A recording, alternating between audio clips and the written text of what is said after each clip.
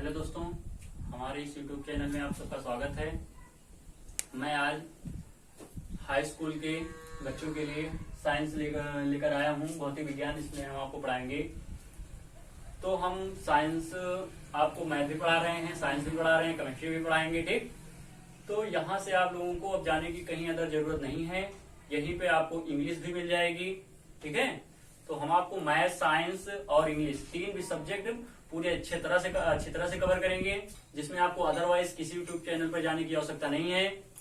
तो आप please video को देखें और जो भी समस्या आती है उसे आप कमेंट करके बता सकते हैं। तो आज हम बात करने वाले हैं प्रकाश। आप कक्षा 7, 8, 9 में भी थोड़ा बहुत प्रकाश के बारे में पढ़ा होगा, तो उसको तो आप भूल चुके होंगे। लेकिन आज हम आपको प्रकाश के बारे में बात करने वाले हैं, जिसके बारे में अच्छे से चर्चा करेंगे हम। तो पहले जानेंगे हम प्रकाश है क्या, है ना। तो प्रकाश को जानने के लिए, जैसे हम किसी बंद कमरे में हैं, कमरा आपका चारों तरफ से बंद है, तब आप वहां पे आपको कोई वस्तु दिखाई देगी? नहीं दिखाई देगी। तो वस्तुओं को देखने के लिए हमें किसकी आवश्यकता पड़ेगी? प्रकाश की आवश्यकता पड़ेगी। भले ही हमारी आंखें जो हैं, आंखों से हम देख सकते हैं, अंधे नहीं है, लेकिन उसके लिए भी हमें प्रकाश की आवश्यकता होगी आंखों से देखने के लिए। तो कमरा अगर हमारा पूरा बंद है तो हम यहाँ पे हमारी ढेर सारी वस्तु रखी है, किसी चीज को ढूंढना है तो बिना प्रकाश से तो हम ढूंढ नहीं पाएंगे, है ना। और जबकि वहीं अगर हमारे पास टॉर्च हो या कोई लाइट हो, कमरे में कोई प्रकाश आ जाए बाहर से, कोई खिड़की से, तो हम वस्तुओं को आसानी से क्या कर लेंगे? देख लेंगे और पहचान कर लेंगे कि हमारी ये कौन सी वस्तु है, ये कौन सी वस्तु है। तो प्रकाश जो है हमारी लाइफ में बहुत ही इंपॉर्टेंट है। भले ही आंखें हों, अगर प्रकाश नहीं है तो बेकार, है ना। तो प्रकाश का हमारे जीवन में बहुत उपयोगी है। तो आप प्रकाश को अच्छी तरह से समझिए इस चैप्टर से।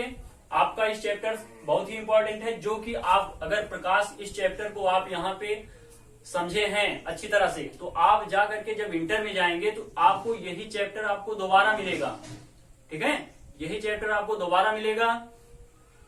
तो अच्छे से इनको पढ़िए, बहुत ही इंटरेस्टिंग सब्जेक्ट है, बहुत ही मजा आता है फिजिक्स पढ़ने में, ठीक है। तो प्रकाश यहाँ पे आप जाने कि प्रकाश वह भौतिक साधन है। हम यहाँ लिखते हैं प्रकाश वह भौतिक साधन है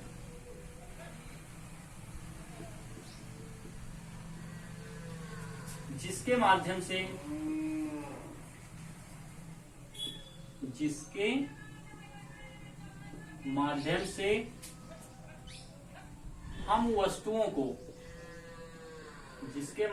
हम वस्तुओं को देख सकते हैं,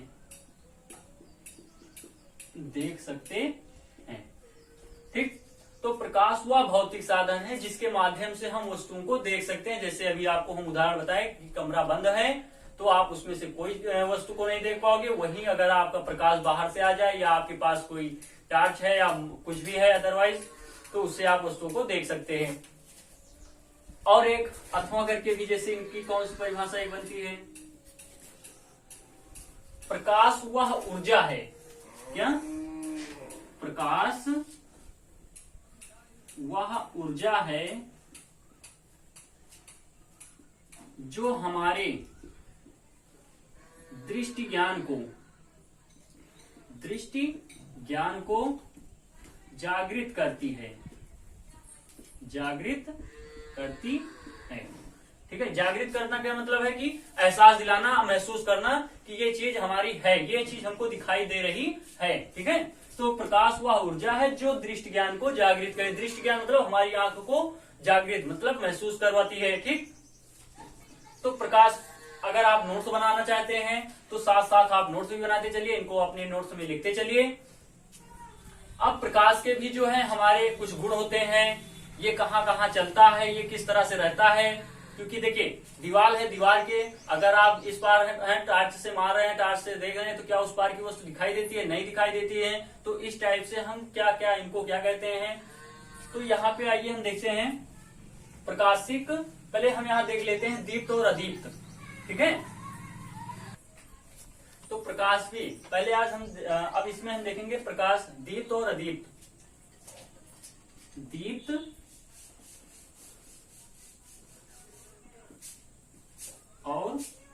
अदीप्त वस्तुएं।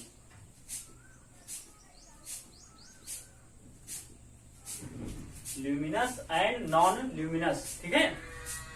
तो दीप्त और अदीप्त वस्तुओं में हम देखते हैं दीप्त। दीप्त मतलब होता है कि जो आपको प्रकाश आपकी आंखों को दिखाई दे, आपको आंखों को दिखाई देने से मतलब है कि जिसकी सहायता से आप वस्तुओं को देख सकते हैं, जो स्वयं से प्रकाश उत्पन्न करता है, ठीक है।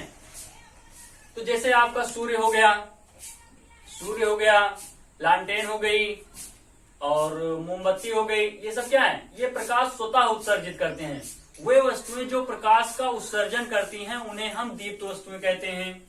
वे वस्तुएं जो प्रकाश का उत्सर्जन करती हैं उन्हें हम क्या कहते हैं, दीप्त वस्तुएं कहते हैं। तो यहां हम लिखते हैं वे वस्तुएं जो प्रकाश का स्वतः उत्सर्जन, जो प्रकाश का स्वतः उत्सर्जन करे उसे दीप्त वस्तुएं कहते हैं, उसे दीप्त वस्तु कहते हैं। जैसे सूर्य हो गया, सूर्य आपका स्वयं प्रकाश उत्पन्न करता है। लालटेन हो गई, मोमबत्ती हो गई, आपकी टॉर्च हो गई, तो ये सब क्या है, ये सब आपकी दीप्त वस्तुएं हैं, ठीक है। तो ये जो है प्रकाश का उत्सर्जन करती हैं, ठीक। और अदीप्त वस्तुएं किसे कहते हैं, कि वे वस्तुएं जो प्रकाश का उत्सर्जन स्वयं नहीं करती। जैसे आपका हो गया चंद्रमा, चंद्रमा स्वयं प्रकाश तो उत्पन्न नहीं करता है। चंद्रमा क्या करता है कि दिन में जो है सूर्य की किरणों को ग्रहण करता है, सूर्य की ऊर्जा को या सूर्य के प्रकाश को ग्रहण करता है, और रात में चंद्रमा क्या होता है, चमकता है। तो चंद्रमा क्या है, स्वयं तो प्रकाश उत्सर्जित किया नहीं, है ना। तो उसी तरह से, और जैसे आपका ये कुर्सी हो गई, टेबल हो गया, अदरवाइज जैसे ये सब आपका प्रकाश का उत्सर्जन तो करेंगे नहीं। इनके अगर यहाँ पे प्रकाश कोई पड़ रहा है तब उसके माध्यम से आप वस्तुओं को देख सकते हो। तो हम यहां लिखते हैं अदीप्त वस्तुएं में वे वस्तुएं जो प्रकाश का उत्सर्जन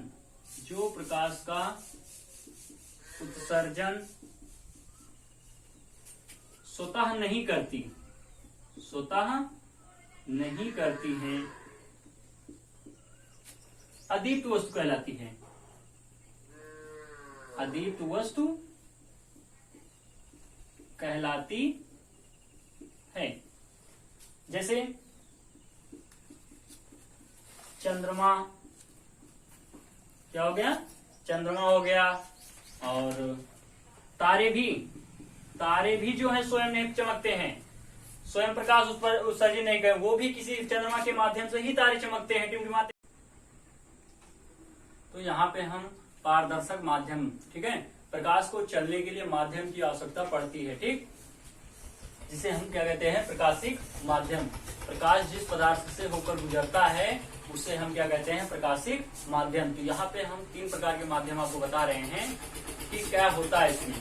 तो जैसे एक माध्यम हम ले लिए पारदर्शक माध्यम। यहाँ पे क्या है, वे वस्तुएं जिनसे प्रकाश आर पार आ जा सके, उसे हम क्या कहते हैं, पारदर्शक माध्यम, ठीक। तो पारदर्शक माध्यम परिभाषा तो समझ गए। तो इनको हम उदाहरण के माध्यम समझाते हैं। जैसे आपका हवा हो गया, हवा में क्या है, प्रकाश 100% इधर का उधर आएगा। और जैसे कांच हो गया, कांच में अगर इस तरफ प्रकाश जलाए, टार्च जलाए, दूसरी तरफ प्रकाश गया, तो ये सब क्या है, पारदर्शक माध्यम है। तो सिंपल सा है इसकी परिभाषा कि वे पदार्थ जिनसे प्रकाश की वस्तुएं आर पार आ जा सके उन्हें हम पारदर्शक माध्यम कहते हैं, ठीक। एग्जाम्पल भी जैसे हम दे देते हैं यहाँ पे, जैसे हवा, कांच, जल, ये सब क्या है, आदि, ये सब आपके पारदर्शक माध्यम हैं। तो दूसरा हम देखते हैं, दूसरा है हमारा पारभाषक माध्यम। क्या है, पारभाषक माध्यम। पारभाषक माध्यम में क्या होता है कि इसमें जो प्रकाश होता है वो पूर्णतया आर पार नहीं आता जाता, ठीक है। तो पूरा का पूरा, मतलब जैसे अगर 100% प्रकाश में आपका 20% प्रकाश दूसरी तरफ गया या 80% प्रकाश दूसरी तरफ गया, तो क्या हुआ इसमें कि प्रकाश पूरा पूरा जो है इधर का उधर नहीं गया। तो ये आपका कैसा माध्यम कहलाएगा? पारभासक माध्यम। जैसे आपका तेल लगा हुआ कागज, ठीक, या घिसा हुआ कांच, घिसा हुआ कांच भी अगर उस पर स्क्रैच है तो क्या होगा? प्रकाश आधा जो है पूर्णतः प्रकाश इधर का उधर नहीं जाएगा। तो यहां हम लिखते हैं कि वे पदार्थ जिनसे प्रकाश का कुछ भाग, जिनसे प्रकाश का कुछ भाग दूसरी तरफ या आर पार, प्रकाश कुछ भाग आर पार जा सके, तो उसे हम क्या कहते हैं? पारभासक माध्यम। जैसे हम लिखते हैं, जैसे यहां पे आपका हो गया तेल लगा कागज, तेल लगा हुआ कागज, और यहाँ पे घिसा कांच, तो ये सब क्या है? आपके पारभासक माध्यम है, ठीक है। तो आप शायद समझ चुके होंगे कि पारभासक माध्यम में वे पदार्थ जिनसे प्रकाश का कुछ भाग आर पार आ जा सके, उसे हम क्या कहते हैं? पारभासक माध्यम। जैसे आपको परिभाषा देकर के भी अच्छे से समझा दिए, तेल लगा हुआ कागज है और यहाँ पे घिसा हुआ कांच है। अब तीसरा हम पढ़ते हैं, यहाँ पे अगर आप इसका नोट्स बना रहे हैं तो स्क्रीनशॉट लेकर के आप नोट्स बनाते चलिए, ठीक है। नोट्स बनाने से आपका बहुत फायदा होगा बोर्ड एग्जाम के प्रति, ठीक है। तो हम तीसरा यहाँ पे माध्यम पढ़ते हैं,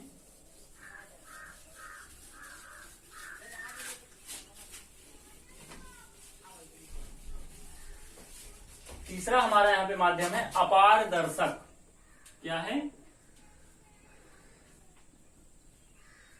अपारदर्शक माध्यम। ऐसा माध्यम जिनसे प्रकाश आर पार ना आ जा सके, मतलब इधर का उधर ना आ जा सके, उसे हम क्या कहेंगे? अपारदर्शक माध्यम। मतलब कि प्रकाश 100% प्रकाश का जो है कोई भाग भी आर पार ना जा सके। बात को समझ रहे हैं ना? तो जैसे यहाँ पे आप एक दीवार है आपके घर में, तो उसमें अगर प्रकाश जलाओगे तो क्या कमरे से बाहर प्रकाश जाता है? नहीं जाता। तो वो आपका क्या हुआ? अपारदर्शक माध्यम, ठीक।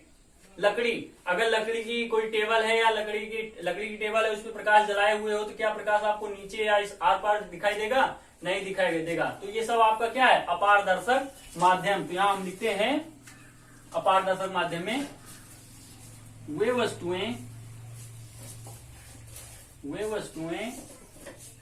जिनसे प्रकाश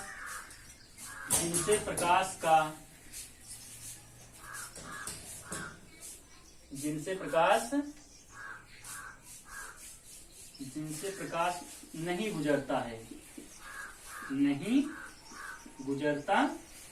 है, अपारदर्शक माध्यम कहते, ठीक। जैसे आप लकड़ी कह सकते हैं एग्जाम्पल में, ठीक। लकड़ी हो गई, दीवार हो गया आदि, ठीक। तो ये सब आपके क्या है? अपारदर्शक माध्यम है। तो आप लोग इनको अच्छी तरह समझिए, ठीक। अब इसके अगले वीडियो में हम बताएंगे आप लोगों को प्रकाश पथ, प्रकाश किरण किसे कहते हैं या प्रकाश पुंज किसे कहते हैं, और प्रकाश के गुण भी बताएंगे, ठीक। इसके अगले आने वाले वीडियो में। तो अगर आप चैनल पे पहली बार आए हुए हैं तो चैनल को सब्सक्राइब करिए और वीडियो को लास्ट तक देखिए और हमें कमेंट करके बताएं कि आपको वीडियो कैसा लगा। यदि आपको वीडियो में कोई समस्या है तो आप प्लीज कमेंट में करके बताएं, जिससे आने वाली वीडियो में हम अच्छा सुधार कर सकें। थैंक्स।